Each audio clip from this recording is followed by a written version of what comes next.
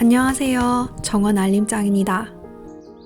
드디어 봄입니다. 올해도 어김없이 꽃 추천하러 왔는데요. 봄은 한 해의 정원을 어떻게 꾸릴지 또 어떤 식물로 꾸릴지 계획할 수 있는 가장 좋은 시기이기 때문에 꽃 쇼핑 하시기 전에 참고하시라고 야생화 추천하러 달려왔습니다.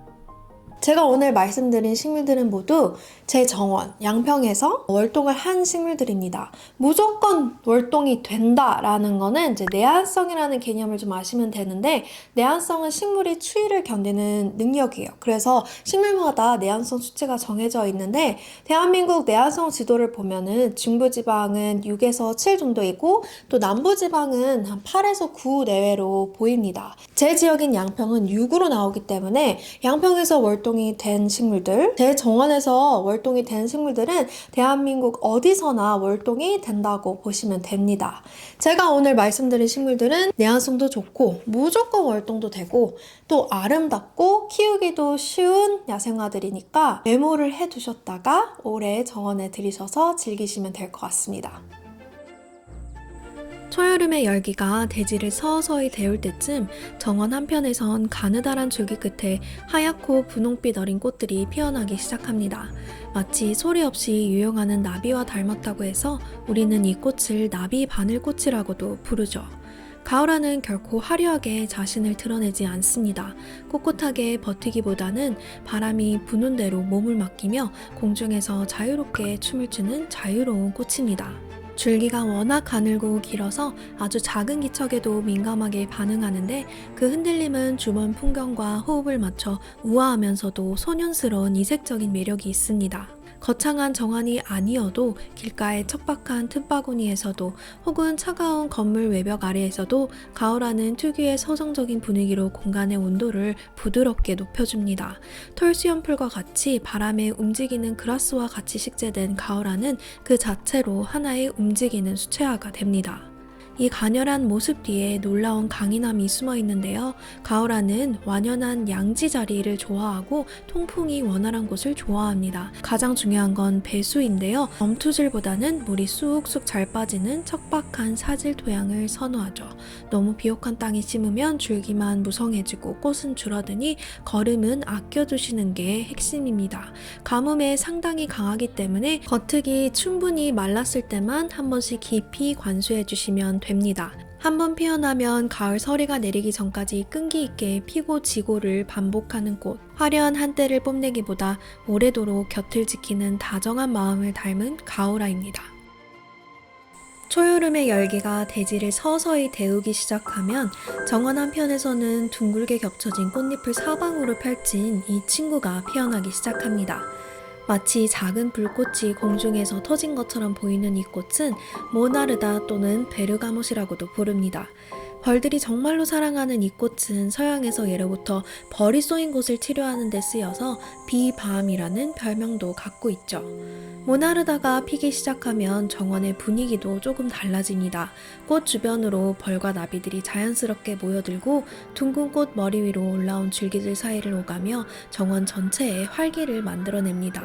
붉은색, 분홍색, 흰색 등 다양한 색을 갖고 있고 햇살이 머무는 마당의 화단의 특유의 강렬한 색감으로 공간에 생기를 더해줍니다. 에키네시아나 루드베키아 또는 헬레니움처럼 여름의 강한 초하류들과 함께 식재하면 그 사이에서 작은 왕관들처럼 장면을 밝히는 역할을 하기도 합니다. 모나르다는 무엇보다 햇살이 충분히 드는 자리에서 건강하게 자라고 공기가 적당히 흐르는 환경에서 가장 안정적으로 자랍니다. 공기가 막히는 곳에서는 흰가루병이 생기기 쉬워서 식물 사이에 약간은 간격을 두고 심어주는 것이 좋고, 가을화와 마찬가지로 토양이 지나치게 비옥하면 줄기만 무성해지고 꽃은 줄어들 수 있기 때문에 적당히 담백하게, 어쩌면 무관심 속에서도 잘 자랄 친구입니다. 한번 꽃이 피기 시작하면 여름 동안 정원의 색과 생기를 오래 남겨주는 따뜻한 여름꽃이죠. 마치 하늘을 향해 솟아오르는 촛불처럼 보이는 이 꽃이 우리의 다음 주인공 냉초입니다. 습기가 유지되는 초원이 자생지인 이 단연초는 약간은 스분한 토양의 양지 또는 반양지 자리에서 참 잘 자랍니다.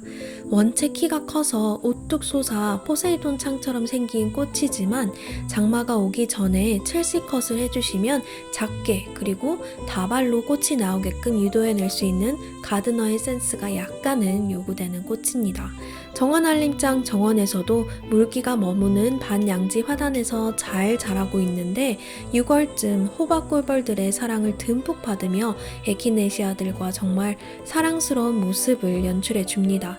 수많은 작은 꽃들이 모여 은은한 연보랏빛을 만들고 다른 식물들 사이에서 자연스러운 연보랏빛 파드를 만들어주는 훌륭한 식물입니다.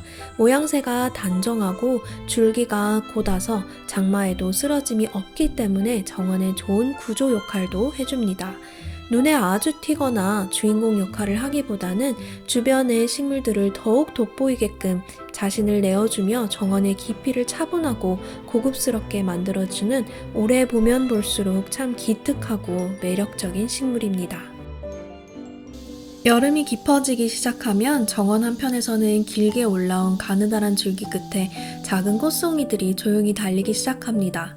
동그랗게 맺힌 붉은 꽃들이 마치 작은 열매처럼 보이는 이 식물은 오이풀이라고 불리우는데요. 잎을 살짝 비벼보면 정말로 오이와 비슷한 향이 나서 유럽에서는 어린 잎을 샐러드에 넣어 먹기도 합니다. 이 꽃은 처음 보면 좀 독특하게 느껴지는데요. 화려하게 펼쳐지는 꽃잎이 있는 것도 아니고 멀리서 보면 작은 점처럼 보이기도 합니다. 하지만 자세히 들여다보면 수많은 작은 꽃들이 모여서 하나의 둥근 꽃송이를 만들고 그 꽃들이 가느다란 줄기 위에서 가볍게 흔들리며 아주 섬세한 풍경을 만들어냅니다. 기본적으로 해가 많이 드는 양지를 좋아하지만 토양은 약간은 수변한 것을 좋아합니다.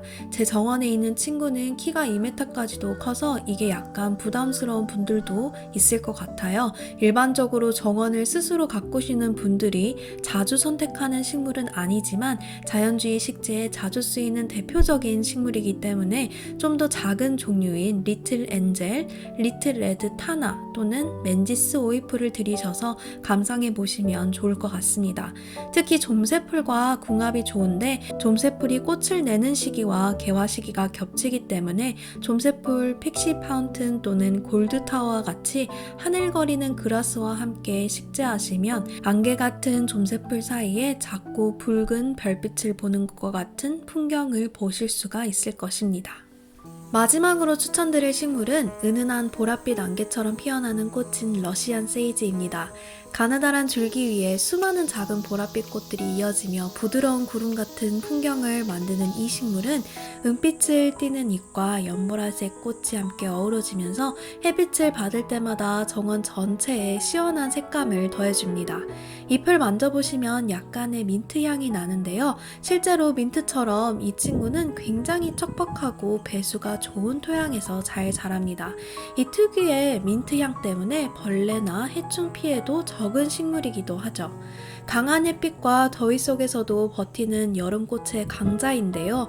키우기가 굉장히 쉬운 식물로 알려져 있지만 예상외로 대한민국에서는 습한 여름 때문에 약간의 도움이 필요하기도 합니다. 배수가 좋지 않으면 꽃이 많이 나지 않거나 축축 처지기 때문에 햇빛과 배수를 철저히 신경 써주시면 쓰러지지 않고 곱게 뻗어 특유의 수직적인 미감을 관상하실 수 있을 것입니다.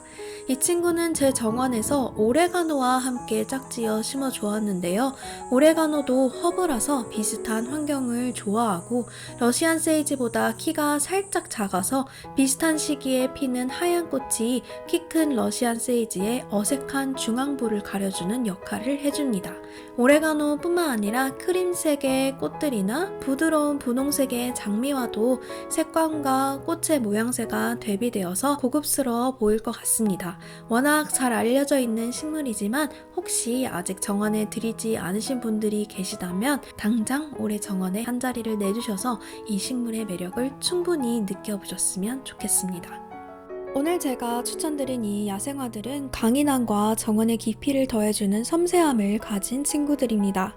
구독자 여러분들의 소중한 정원 한 편에 이 식물들을 위한 자리를 내어주신다면 분명 기대 이상의 위로와 아름다움을 돌려받게 되실 거예요. 제가 오늘 소개해드린 식물들처럼 자리에 맞는 봄, 개화, 야생화를 주제로 어디에 심어야 할지 또 어떤 자리가 좋을지 더 디테일하게 정리한 전자책과 정원 노트도 스마트 스토어에 준비를 해두었습니다. 정원을 천천히 계획하고 기록해 보시는데 도움이 될 거예요. 관심이 있으신 분들은 영상 설명란을 참고해주세요. 오늘 영상이 올 한 해 여러분의 정원 계획에 작은 영감이 되었길 바랍니다. 저는 다음에 또 좋은 정원 영상으로 돌아올게요. 감사합니다. 안녕.